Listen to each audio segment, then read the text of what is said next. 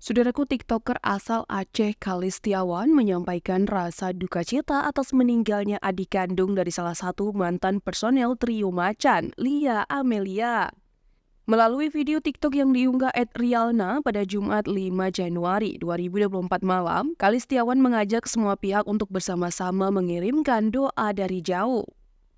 Unggahan video TikTok dengan narasi Kalis turut berduka atas wafatnya adik Kak Amelia itu menuai beragam respon positif dari Layarna dan Mekizen.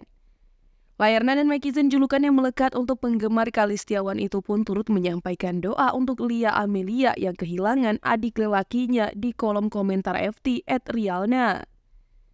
Dilansir dari tribun10.com pada Sabtu 6 Januari 2024, informasi duka tersebut diketahui dari unggahan Lia Amelia melalui akun Instagramnya @lia_tm.